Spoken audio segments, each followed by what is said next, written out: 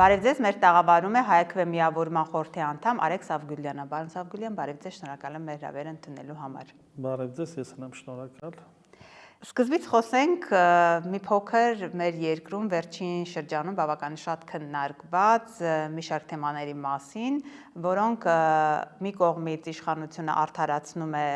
եւ ասում է, որ դա ճիշտ քաղաքականություն է, մյուս կողմից մենք բախվում ենք, այսպես ասած, սոցիալական արդարության հետ։ Խոսքը այն մասին է, որ օրինակ իշխանությունը պարգևավճարներ իրեն բայց այսպես տալիս եւ մյուս կողմից մենք տեսնում ենք նույն իշխանությունը թոշակառուների հետ կապված, թոշակները նրանց տրվող գումարների հետ կապված հետաքրքիր քաղաքականություն է որդեգրել։ Փաշինյանն ասում է, դե 10,000 դրամով որ ավելացնենք թոշակառուների թոշակը ինչ են անելու եւ ըստ այդ հիմքով նաեւ թոշակառուների թոշակն է բավականին նվազ, եթե համեմատում ենք իրենց պարգևավճարների հետ կապված։ Այս առումով դուք ինչ դիտանկյուն ունեք եւ արդյոք կարծում եք, որ իսկապես իշխանությունը այնպես է աշխատել, որ կարող է իրեն թույլ տալ նման պարգևավճարներ ստանալ։ Սոցիալական արդարության հիմնախնդիրը որպես սկզբունք։ Կարծում եմ, որ այս կառավարության 8-ամյա գործունեության ընթացքում բազմակողմանի կերպով տարբեր ուղղություններով խախտվել է եւ ամենացավոտը եւ թիրախայինը դա սոցիալական քաղաքականության ոլորտն է։ Երկակի ստանդարտներ է կիրառվում եւ եթե մենք տեսնում ենք նույնը օրինակ թոշակառուների նկատմամբ տածած վերաբերմունքը Հայաքվե ազգային քաղաքացիական միավորում նախաձեռնությունը գիտեք հանդես եկավ հանրային արշավով, որպեսզի կենսաթոշակները 50% բարձրացնեն։ Եվ սա բավականին լայն տարածում ստացավ։ Իշխանությունը փորձեց հակաքայլեր ձեռնարկել եւ փորձեցին այդ կերպ ֆետիշացնել այդ հետվճարի ինստիտուտը։ Նախկինում 12% էր, այժմ 20% է։ Եվ ըստ իրենց հաշվարկի յուրաքանչյուր թոշակառու պետք է ստանա 10,000 դրամ։ Դեռ մի կողմ դնենք, թե իշխանությունը նաեւ փորձում է վերադաստիարակել տարեցներին այն հարցում, թե ինչպես պետք է օգտագործեն իրենց միջոցները կամ խորհուրդ է տալիս բիզնես դնել։ Պարզվում է, որ 2026 թվականին այդ հետվճարի համար նախատեսել է պետությունը 20 միլիարդ դրամ, բայց մենք ունենք 502,000 կենսաթոշակառու։ Հետևաբար, եթե 10,000-ով բազմապատում եք, դա կազմում է մոտարապես 50 միլիարդ 200 միլիոն դրամ։ Եթե դուք իրականում ուզում եք յուրաքանչյուր թոշակառուի տակ այդ 10,000 դրամ, ինչու է 20 միլիարդ նախատեսը, որտեղ իրենք ունեն հստակ տվյալներ, որ այդ հետվճարի ինստիտուտը որպես այդպեսին չի աշխատում, որտեղ շատ տարեցներ չեն կարողանում օգտվել նույն բանկոմատներից, խնդրում են հարևաններին, թոռներին, հարազատներին արագ կանխիկացնում են այդ գումարը եւ ըստ իրենց այսպես ասած կարիքներից ելնելով այդ 45,000 դրամը օգտագործում են։ Տնտեսագետներ կան, բլոգերներ կան, բազմաթիվ անգամ ցույց են տալի, թե 45,000 դրամով թոշակառուն ընդհանրապես ոնց է ապրում։ Եթե բաժանում ես, օրական կազմում է 1500 դրամ։ Կոմունալ վճարները, դեղերը, առաջի անհրաժեշտության ապրանքները, եթե գումարում ես, դա արդեն մի քանի անգամ գերազանցում է 1500 դրամ։ Եվ այս առումով Եվ կներեք թանկացումների այն տեմպերը եւ թանկացումները, գույքա հարկը, այո, այդ ամբողջը այդ ընդհանրապես կարելի ասել է դիվերսիֆիկացիան, եթե վերցնենք եւ համեմատությունները անցկացնենք, պատմական քննության ընդհանրապես չի բռնում, որովհետեւ փաստացի ստացվում է, որ այս 8 տարիների ընթացքում, որ իշխանությունը անընդհատ թմկարում է, որ իրենք թոշակները կտրուկ բարձրացրել են եւ համատական եզրերը անցկացնում 2018-ից առաջ, իրականությանը չի համապատասխանում, որովհետեւ կյանքը 2-3 անգամ թանկացել է։ Հացը կրկնակի անգամ թանկացել է, այսինքն եթե տեսնում ես, թե թոշակառուն իր առաջ անհրաժեշտության ապրանքի մեջ հենց մտնում է նույն հացը։ Դեղերի մասին չասեմ։ Հիմա դեղերի մի մասը ընդհանրենք իրան կարող են ինչ-որ պոլիկլինիկաներից, պետպատվերի շրջանակներում։ Հիմա իրենք շատ կներեք, շատ լավ ներկայացնում են առողջապահության համընդհանուր ինչ վերաբերում է առողջապահության համընդհանուր ասում ես սա լավագույն բանն է մեր թոշակառուների կյանքում։ Գիտեք ինչ, սա քարոզչական շատ հետաքրքիր քայլ էր, որ իրանք նախաձեռնեցին։ Ընդհանրապես այս իշխանությունները առանց պիլոտային ծրագրի սովոր են ռեֆորմներ անել, այլ ավելի շուտ չռեֆորմներ, չբարենորոգումներ։ Հիմա անցնենք նույն այդ պարտադիր առողջապահության համակարգի ներդրման։ Նախ եւ առաջ բազմաթիվ խնդիրներ կան, որտեղ մարդիկ դիմում են բժշկական հաստատություններ, անուններից սկսած որ չկա, ինչ ծառայություններ պետք է մատուցեն նաև այնպես չի որ այդ ամեն ինչը հստակ է եւ ամենակարևորը կարծեմ, հա, ԿՊ խմբակցության ղեկավար Հայկ Կոնջորյանն էր, որը հետևեց նաև Նիկոլ Փաշինյանի գրառմանը եւ հայտարարությանը, թե տեսեք, որ մենք կարողացել ենք առաջի անգամ երրորդ հանրապետության պատմության մեջ ծերերին, տատիկներին, պապիկներին տրամադրենք մինչև 4 միլիոն դրամ ապահովագրություն։ Եվ այդտեղ թվեր են հրապարակում։ Մոտ 57 հոգի ստացել է 4 միլիոն դրամ, սա մոտ 5 օրվա մի շաբաթվա տվյալ է։ 150 քանի հոգի ստացել է 2-ից 4 միլիոն դրամ, 800 հոգի ստացել է 1-ից 2 միլիոն դրամ եւ այլն եւ այլն։ Երբ որ միջինացված մենք այս գումարները համադրում ենք, հա, մենք ունենք 500,000 տարեց, որոնք պետք է ներգրավվեին այս առաջին փուլում այս համակարգի մեջ, հա։ Եվ ապահովագրության համակարգը նաև նախատեսում էր, որ յուրաքանչյուր մարդ, որը ստանում է 200,000 դրամից ավել, պետք է մոտ 130,000 դրամի կարգի տարեկան այդ բյուջե գումար է տալիս։ Հիմա ստացումը, նայեք, հետաքրքիր է, էլի իրանց թվային բանը։ Եթե մեր 502,000 տարեցները որոշեն մեկ տարվա ընթացքում դիմեն եւ չենք ասում 4 միլիոն, դիցուք միջինացված 1 միլիոն դրամ, հա, ենթադրենք իրանք ծախսվի իրանց ապահովագրության վրա, ապա մենք այնտեղ ստանում ենք հարյուրավոր միլիարդ դրամներ։ Հիմա եթե դուք բազմապատկում եք 200,000 աշխատողից պետքա գանձվի 130,000 դրամ, դա մոտ առապես անում է 26 միլիարդ դրամ։ Իսկ այն գումարը, որը պետքա տրամադրվի տարեցներին, կարա կազմի 500 միլիարդ դրամից ավել։ Իսկ մոտ 25-30 անգամ ավել։ Զուտ առանց շատ նեղ մասնագիտական ծավալումների։ Չհաշված էլ որ երեխաներին էլ իրանք պետ պատվերով պետքա սպասարկեն։ Այստեղ կարան նաև ասեմ, որ նախկինից ինչ որ գումար կար եւ այլն։ Այսինքն այն թվերին, որը դու փորձում ես թեթև կպչել ու վերլուծություն անես, ընդհանրապես իրականությանը չի համապատասխանում։ Այսինքն համակարգը փլուզվում է։ Համակարգը փլուզվում է եւ պետական բյուջեն ուղղակի կարող է սեպտեմբեր ամսին պայթի։ Իրանք կարիք ունենան լրացուցիչ միջոցներ ներգրավելու։ Եթե հիշում եք սեպտեմբեր պետք չի, մինչև հունիսի 7-ն է պետք։ Իհարկե, իրանցը պետք է մինչև հունիսի 7, մինչև ընտրությունները, դրանից հետո նաև այլ ծրագիր ունեն, օրինակ նպաստառուների հետ կապված հուլիսի 1-ին ավելի խստացվում է։ Եթե դու օրինակ կարող է հեռախոսային լիմիտ լինի, գերազանցես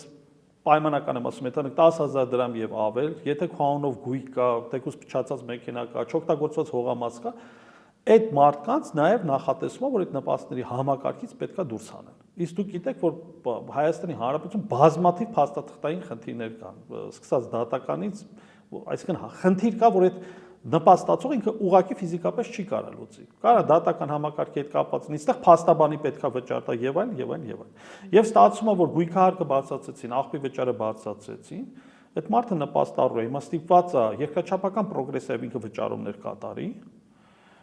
Պետությունը նայում է ինքը ենթադրենք դիցուկ ամսական 35 կամ 40,000 դրամի օգնություն է նպաստատարի այդ մարդու տեսնում որ տարեկան ինքը մի քանի 100,000-ի գույքահարկ է վճարում կամ աղբի վճար։ Ասում եմ դու ո՞նց ես կարողանում ես գումարներ վճարել։ Դրա համար առաջարկում է տունը վաճառել եւ գնալ այլ տեղ ապրել։ Այո, առաջարկում է վաճառի գնա մարզերում, հետո կյանքը ավելի կծանրանա, պետքա վաճառես, ուրեմն տոմս առնես եւ երկիրը լքես։ Եվ փաստացի նաեւ վարչապետի այն կարգախոսը, որը ինքը ասում էր այստեղ հաց, այստեղ կաց, դա էլ իրականությանը չի համապատասխանում, որովհետև գնում ենք դեպի սոցիալական անդունդ։ Նույնը օրինակի համար, նայեք, աղքատության հետ կապված 21 թվականին կառավարությունը որդեգրել էր այսպիսի քաղաքականություն, որ պետք է 50%-ով աղքատությունը Հայաստանում կրճատի։ Իրանք ստանձնել են 23%, հիմա 21.7-ից ճիշտ եք ասում, 22%-ը։ Դա մոտավորապես 650-ից 700,000 է։ Դա պաշտոնական է, ոչ պաշտոնապես, միշտ թվերը ավելի մեծ են եղել։ Իմիջիալս կներեք, իրենց ծրագրում ֆիքսված է, որ իրենք հենց այդ տոկոսը պետք է իջեցնեին շեմը, բայց փաստորեն չի ստացվել։ Չի ստացվել եւ երբ որ վարչապետին հարց են ուղղում, ինքը ափերից դուրս է գալի եւ հայտարարում, որ աղքատությունը ձեր ուղեղում է։ Այսինքն, եթե դու չես աշխատում, դու 65-70 տարեկանից չես ուզում բիզնես դնել, ձեռներեցությամբ զբաղվել, ես ինչ մեղավոր եմ։ Նույն տրամաբանությամբ, օրինակ Արսեն Թորոսյանը ասում է, ադրբեջանցիները, որ մտել են Հայաստանի սուվերենիտետը, ասում են, ես եմ մեղավոր։ Կառավարությունն է մեղավոր։ Այսինքն, այս անպատասխանատվության զգացումը եւ մեր բնակչության նկատմամբ բացի թողի վիճակը նույն կերպ անդրադառնում ենք, վերադառնում ենք սոցիալական արդարության, բացակայության կոմպոնենտին։ Հələ չասելով հանդերձ, որ նույն այդ արդարությունը արդարադատության համակարգում արդեն վերածվում է իրավականի, հա, իրավական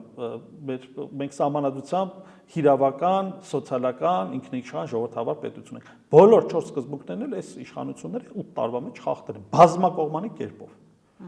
Մեծ հաշվով կարող ենք ասել բոլոր ոլորտների հետ կապված արդարության դեֆիցիտ ունենք մենք։ Այո, հիմա նույնը նայեք, սոցիալական քաղաքականությանը անդրադառնալու Արսեն Թորոսյանը մի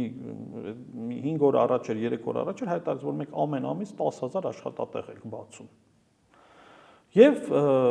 ասում է, որ մենք արդեն 300,000 աշխատատեղ բացել ենք։ Այսօր հենց ֆիքսեց, որ այո։ Դա իրանք 90 ամիս կառավարությանը պետք է 900,000 բացած լինեն։ Այսինքն, եթե ինչ որ մի հայտարարություն անում է ինքը նախարարը, եւ գիտեք ինչ, ընդունեք 300,000-ը բացել են, բայց ինքը չի ասում այդ 300,000 աշխատատեղում մարդիկ աշխատում են, թե չեն աշխատում։ Նույն այդ պաշտոնական տվյալներով 180,000 գործազուրկ ունենք։ Գիտեմ, իրականում կարանք ավելի շատ ունենան։ Բայց եթե դու բացել ես 300,000 աշխատատեղ, դիցուկ իրոք բացել ես, հավատում ենք այդ տվյալին, կա 170,000 բանը գործազուրկ, նշանակում է կա անհամեմատություն, չէ՞։ Մենք ունենք նաև կրթական եւ աշխատաշուկայի, կրթության եւ աշխատաշուկայի մեծ բան, տարբերություններ, հա։ Եվ այս առումով մեր կրթական համակարգում էլ այն բանը նույն այդ արդարության դեֆիցիտը կա, շատ մարդիկ սոցիալական իրավիճակից երիտասարդներ ելնելով կրթությունը վճարովի է, չեն կարողանում ենթադրել բու ընդունվել կամ ավարտել։ Այս առումով էլ իրանք ծրագիր ունեն, ասում է կրթությունը անվճար ենք դարձնելու։ Մի քիչ եթե նայում ես իրանց նախկին որդեգրած Չէ, իրանք կրթվելու հետ կապված հատուկ արշավ ունեն, կրթվել է նորաձև է, գիրք կարդացեք, կրթվեք, որ նորաձև դառնաք,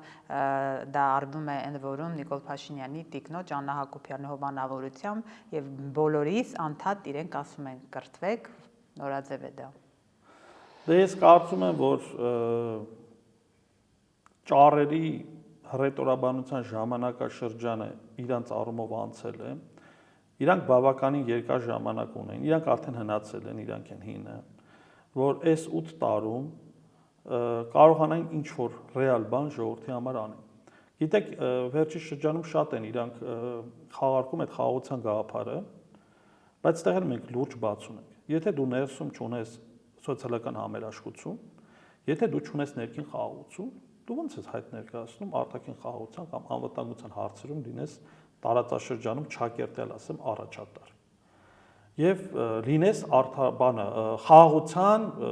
միջազգային խաղաղության բաստիոն, առաջ ժողովրդավարության էր, հիմա խաղաղության էր, եւ փորձես այս գաղափարը այնքան ֆետիշացնես, որ դու առաջատարն ես։ Դու առաջի հերթին ներքին խաղաղությունը, սոցիալական համերաշխության հարցը լուծի։ Դու գնա ոչ թե Վաշինգտոնում ճանապարհներ բանի Թրամփի ուղիղ հռչակագիրը ստորագրի, դու մի հատ սոցիալական համերաշխության հռչակագիր փաստաթղթի տակ փորձի ստորագրես, երբ որ 8 տարվա ընթացքում դու հասարակությանը բաժանել ես տարբեր շերտերի։ Նախկիներ, ներկաներ, հիմա էլ անցել են եկեղեցուն հարվածելուն։ Այո, այդ արդարության պակասը նաև կա տարբեր ինստիտուտների նկատմամբ, կրթականից սկսած հոգևորից ավարտած։ Եվ եթե դիտարկում ենք իրանց ողջ 8 տարվա քաղաքականությունը, ոչ միայն սոցիալական ոլորտում, այլև սկսած արտաքինից, պաշտպանականից եւ այլն, իրոք մեծ հարված են հասցրել։ Նույնիսկ այն հարցերը, որ իրականում իրանցից կախված էր, իրանք չեն լուծել։ Լավ, հասկանում ենք, որ իրականում ոչ պատերազմի օրակարգն է այս իշխանություններից կախված, ոչ խաղաղության։ Գերտերությունները այսօր աշխարհում կատարում են վերաբաժանում, ազդեցությունների նոր գոտիավորում, եւ այս ժամանակահատվածում դու անընդհատ առաջարկներ ես ստանում։ Շատ շեղվելով թեմայից ուղղակի նշենք, ունեցել ենք նոյեմբերի 9-ի այդ կապիտուլյացիոն պայմանագիրը 2020 թվականի եւ հիմա 2025 թվականի նույն այդ բանը Վաշինգտոնի հռչակագիրը։ Երկու փաստաթղթեր։ Իսկ դա էլ է համարում կապիտուլյացիոն։ Ես ասեմ ինչ եմ համարում։ Մենք ունենք երկու փաստաթուղթ, որտեղ տարածաշրջանային դերակատարները համամասնորեն ներգրաված չեն։ Օգոստոսի 8-ի մեջ ներգրաված չի ոչ Ռուսաստանը, Իրանը, թեկուզ եթե հեռակայացնենք նաև Չինաստանը, որ էլի այս տարածաշրջանում շահեր ունի, բայց մոտիկներին վերցնենք, հա կոնկրետ Ռուսաստանը։ Իսկ նոյեմբերի 9-ի մեջ ներգրաված չի Վաշինգտոնը։ Այսինքն այս պարագայում ինչ ունեն անելու։ Եթե դուք իրականում խաղաղության ջատագով եք, դուք պետք է հասարակության հետ լինեք ազնիվ, պետք է լինեք անկեղծ եւ թափանցիկ։ Եվ ասեք, որ դուք ստորագրել եք կապիտուլյացիոն փաստաթուղթ, որի տակ կան բազմաթիվ այլ թղթեր, որի մասին մենք գաղափար չունենք, բայց հիբրիդային եք ոչ միայն հրապարակավ, այլ թղթեր եւս կա կուլիսային, միանշանակ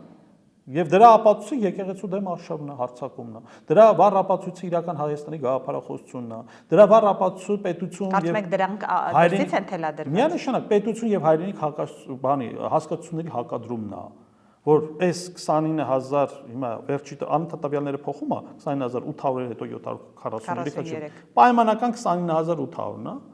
որ սա է մեր ունեցած բանը, տարածքը, հայկական sense ասած տարածքը, եւ դրանից զատ ոչ միայն հավակնության խնդիրը, այլ դու պետք է ընդհանրապես չմտածես։ Բայց նույնիսկ դա չկա, որովհետեւ հիմա օկուպացված է Հայաստանի տարածքը։ 20000 հեկտար Հայաստանի Հանրապետության սուվերեն տարածքից օկուպացված է եւ ես քիչ առաջ նշեցի Արսեն Թորոսյանը ընդհանրապես պատասխանատվություն չի զգում, ավելին հայտարարում, որ նույնիսկ կառավարությունը պատասխանատու չի դրա համար Ադրբեջանն է եկի գրավել է։ Իսկ նույն տրամաբանությամբ կարող վաղը չեմ ուզում այդ երկրի անունը նշեմ, լավ, ինչ որ X երկիր Սյունիքը գրավի, պայմանական եմ ասում, իրանք ասեն մենք ինչ կապ ունենք սրա հետ։ Այսինքն, եթե դու պատասխանատվություն չունես քո երկրի անվտանգության, քո բնակչության, սոցիալական քաղաքականության եւ մնացածի հետ, դու ինչ ես անում։ Ինչ ես դու ապարքեվավճար ստանում։ Քո աշխատավարձը 7-8 անգամ գերազանցող եւ համարձակվում եք հանրության առաջ լկտիաբար հայտարարեք, որ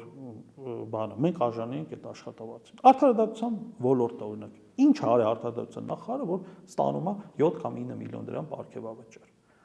Այսինքն ինչ անում, օրական 72 ժամ աշխատում։ Ես նաև մտածում եմ 300,000 աշխատատեղերը նախատեսել են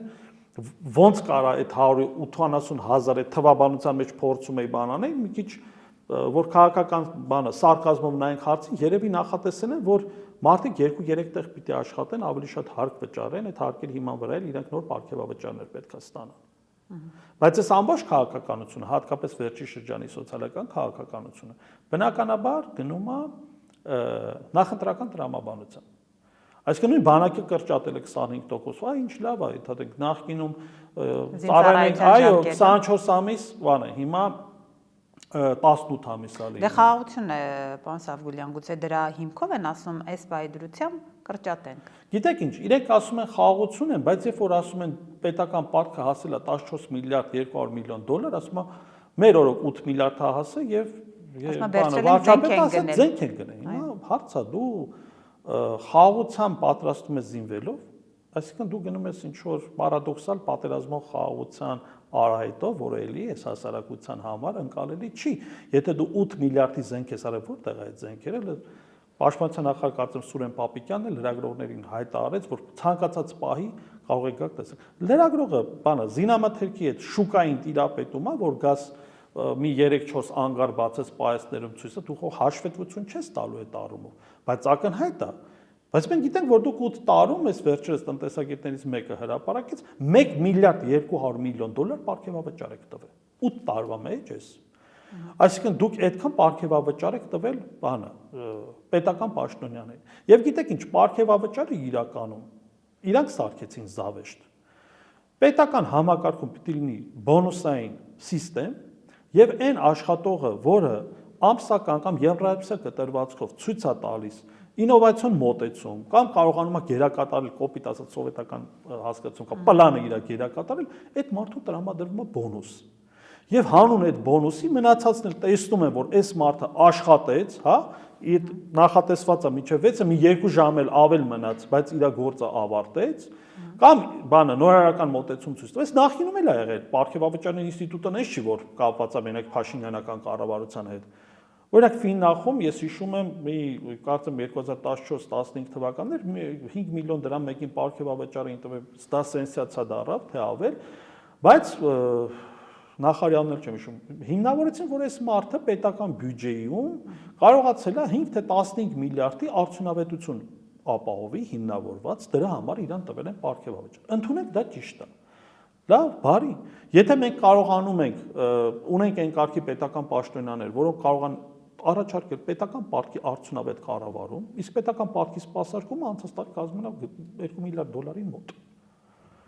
Այսինքն այս գումարները, որ դու նայում ես, իրանք միևնույն ժամանակ գովում են իրենց գլուխ ասում են մեր օրոք բյուջեն շատ մեծացել է։ Բայց ասենք, որ նաև պետական պատվի սպասարկման համար $2 միլիարդ փոխել, որը մտնում է նույն բյուջեի մեջ։ Բայց ասում են վերահսկելի է ռիսկերը պետական պատվի։ Գիտեք ինչ, նայեք, օրինակի համար շատ չգնանք, ես չեմ սիրում մեր երկրի համատությունները գնանք դեպի Ճապոնիա, զարգացած զարգացած երկրներ, բայց շեմը մոտարպես 50%-ն է, որ պիտի հնայ 50%-ը չգերազանցի, հա։ Մեր մոտ արդեն գերազանցում է, բայց երկիր կա, որը գերազանցում է 2-300%-ով։ Օրինակ նույն Ճապոնիա, բայց ինքը տեղավորվում է դրա մեջ, ունի զարգացած տնտեսություն ու ունի ինքը հստակ պատկերացնում է, այսինքն այդ ռիսկերը իր մոտ կառավարելի է, բայց կարող է քո մոտ 45%-ը լինի, կառավարելի չլինի։ Իսկ այս քաղաքականությունը, որ իրանք տանում են, մեզնից հետո թեկուզ ջրհեղեղ, լրիվ այս տրամաբանության մեջ է տեղավորվում։ Եվ բնականաբար հատկապես մեր բնակության նկատմամբ իրանք իրոք ազնիվ չեն։ Կարելի ասել ինք այլևս ժողովրդին չեն սիրում։ Կարելի է նաև պնդել, որ ատում են։ Ատում են, որովհետև որոշում են, որ իրանք կարող են թոշակառուի բյուջեն կառավարել։ Ատում են, որովհետև կամայականորեն կարան հարկային քաղաքականությունը վերածեն հարկային ահաբեկչության եւ հարվածեն փոքր եւ միջին բիզնեսին։ Ատում են, որովհետև հրապարակում են կեղծվել, թե տնտեսությունը անդադ աճ է։ Այդ տնտեսության աճը ազգային վիճակագրական է ծառայության պետը քանի տարի չի փոխվում։ Նույն տվյալները ասած հրապարակում։ Տնտեսությունը աճելը անկեղծ ասած գիտեք ինչ, ես ոնց եմ հասկանում, որ բնակչության կենսամարտակարգը բարձրանա, բարձրանում չէ։ Եկեք այդ թվերը կապենք աղքատության հետ։ Եթե դու ունես 650,000-ից 700,000 ակտիվությունը տնտեսության 24 թվականի 25 թվականի 24-ի համեմատ 91% էր։ Բավականին բարձր թիվ էր։ Խնդիրը գիտեք որն է։ Իրանք կարող ասեն վաղը մենք ունենում ենք 15% տնտեսական աճ։ Բայց մեր կյանքում մենք Մեր կյանքում, մեր շրջապատում մենք պետք է այդ փոփոխությունը զգանք։ A կետից գումարը եկավ, B կետից դուրս եկավ։ X մարդը հարստացավ, շատ դեպքերում ասում են, գիտեք ինչ եք տենց դիտարկում, եթե մարդը երկրորդ գործարան, նա կառուցում դա լրացուցիչ աշխատատեղեր ապահովում եւ այլն, բայց մենք թվերը համադրում ենք։ Դուք ստեղծել եք 300,000 աշխատատեղ, բայց մենք ունենք 180,000 գործազուրկ։ Հա։ Դուք ասում եք տնտեսության ոլորտում, տնտեսական ոլորտում մենք աճ ենք արձանագրում, հրաշքներ ենք բանանում, չգիտեմ, հրաշքների ենք հասնում եւ այլն, բայց հաստատի դուք ունեք էլի 650,000-ից 700,000 աղքատ մարդ, ինչի աղքատության դեմ դուք չեք պայքարում։ Չեք կարա, դրսում չեք կարում այդ պատերազմը մղեք, երկրի ներսում մղեք աղքատության դեմ պատերազմ։ Եվ այդ ուղղությամբ ինչքան ուզում եք ձեզ դափնեպսակներ բանարեք։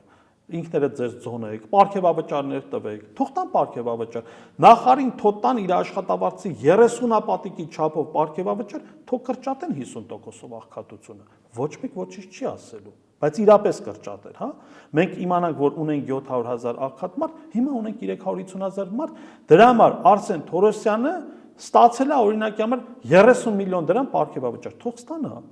Այդտեղ հակառակը կլինի, եթե այսինքն արդյունք ցույց տա։ Իհարկե, թող արդյունք ցույց տա։ Արդարադատության ամեն մի գերատեսչության ղեկավար հպարտանում է, ասում է իմ կատարողական այս տարի բավական բարձր է։ Մի քանի օր է նախարարները ասուլիսներ են տալիս եւ իրենց աշխատանքից բավականին գոհ են եւ օրինակ 3 հետ չեմ սխալվում, տարածքային կառավարման նախարարն ասում էր, որ շուրջ 93-4%-ի կատարողական ունեն։ Գիտեք ինչ։ Եթե կառավարություն ունի ծրագիր եւ ընդունենք վարչապետը խնդիր է դնում, այստեղ երկու բան ունենք։ Կամ իրանք չեն հասկանում ինչ խնդիր են դնում։ Կամ այս մարդիկ այն խնդիրը, որը դրված է, իրանք իրոք 95%-ով ապահովել են։ Բայց դրա հասցեականությունը մենք որտեղ ենք տեսնում։ Եթե բնակչության ժողովրդի կյանքում էական տնտեսական փոփոխություններ տեղի չունենում, հա, օրինակ տարածքային կառավարման ոլորտում իրանք կարան տարբեր բարեփոխումներ անեն, դրա ազդեցությունը մենք 10-15 տարի հետո զգանք։ Բայց սոցիալական ոլորտը շատ զգայուն է։ Նույնը եթե այդ ապահովագրությունը ընդունենք լիարժեք ձևով կիրառվի, ոչ թե այն տարբերակով, որ վարչապետը մի կողմից զգուշացնում է, որ արտադիր ապահովագրության համակարգը դնում ենք, բայց խնդրում ենք մեր տարեցներին միանգամից չգաք հունվար-փետրվար ամիսներին օգտվելու։ Չգրոհեք, հասկանալով հանդերձ, հա, որոշակի հումորի տարր է տալի, բայց հասկանալով հանդերձ, որ հանգարցակ այդ ծերերի 25-30%-ը որոշեց օգտվել, իրանց մոտ ֆինանսական կոլապս անել, բյուջեն պայթելու է։ Պիտի ինգներների բարձր տոկոսադրույքով պետական պարտքը մեծացնեն։ Այս անգամ էլ ասելու են, գիտեք ինչ, արագ զենք ենք առում, Հիմա ձեր ապահովագրության հասն եք լուծում, ախր չի կարելի։ Եթե դու այս ընթացքում քո նախընտրական քարոզարշավը կառուցում ես լրիվ պետական բյուջեի հաշվին եւ փորձում ես այդ ստացած աստղաբաշխական պարգևավճարները ժողովրդական լեզվով ասած ջրել կամ ինքնամաքրվել, այն տարբերակով, որ հայտարարում ես, որ տարեց, այս ինչը եթարեք ստացել է 4 միլիոն դրամ։ Ինքն էլ է ստացել ի պարգևավճար։ Սա է էլի դնում։ Կամ բանակը խաղաղության օրակարգի շրջանակում բանակը դու կրճատում ես եւ ասում ես այդ երամսյա հավաքների բաները զինվորները կփոխարինեն 18-ից 20 տարեկան մշտական մարտական պատրաստություն անցած զինվորներին։ Չի կարելի։ Ես երամսյա հավաքների նախանցած տարի մասնակցել եմ, այնտեղ մարդիկ կան, որ կյանքում դիրքային ծառայություն չեն տարել, բայց այդ մարդը 15 օր պետք է մնա բանում, մարտական հենակետում ու ծառայություն իրականացնի։ Դուք ում եք ումով փոխարինում։ Ավելին, մենք այսօր սահմաններում բազմաթիվ խնդիր ունենք եւ խնդիր ունենք բանի թվականակի։ Այսինքն այնպես չի, որ Այսինքն անտրամաբանական է այդ կրճատումը։ Միանշանակ անտրամաբանական։ Ես չեմ բացառում, որ ընտրություններից հետո, եթե իրանք X կամ Y նորից հետ վերադառնան։ Այո, որտեղ խնդրեմ է։ Դուք այսօր այդ մարդուն աշխատաշուկայից եք կտրում տանում։ Հսկայական Չէ, падգամավորներից մեկը ասում էր ավելի շուտ բանակը գնան, ավելի շուտ կամուսնանան, ավելի շուտ երեխա կունենան, այդ 6 ամիսը կրճատելով։ Տղուն ուղարկեք, հորը բերեք տեղը բանում։ Բանուն ինչա, ծառայության օրինակի համար։ Մարդիկ կան, որոնք իրանց բիզնեսից կտրվում են, իրանք ընկնում են այդ երամսյա հավաքների օրենքի տրամաբանության մեջ են իրանք, որ պետքա գնան, բայց այդ մարդը բիզնես ունի։ Բայց այդ մարդուն, եթե դուք նույնիսկ 25 օրում, չէ, բիզնես տարբեր բիզնես բաներ կան։ Օրինակ լոգիստիկայի ոլորտից մասնակետին հանի 25 օր, այդ մի բանը ուղին փակվեց։ Ինքը չի կարա բանը ծառայության տեղից բան անի, ղեկավարի իր աշխատանքը։ Խոսքը մենակ տնօրենի մասին չի, խոսքը նաև մասնակետի մասին։ Չէ, ես ասում եմ պարտադիր ժամկետային ծառայողների մասին, որ կրճատում էին, այդ առումով են ասում ավելի շուտ կգնան եւ իրենց գործերը ավելի շուտ կլինեն։ Ես գիտեմ, հա, լսել եմ դա, բայց մենակ այդ 6 ամսվա խնդիրը չի, դուք փաստացի ուրիշ կողմից նայեք։ Ինքը 25%-ով բանակը կրճատեց ու ես որ ասում եմ կան փաստաթղթեր, որոնց մասին մենք չգիտենք։ Դրանից կապիտուլյացիայի հոտ է փչում։ Այսինքն բանակը դու պիտի փուլասես փաստացի 25, նայեք, եթե իրանք 6 ամսով կրճատում են,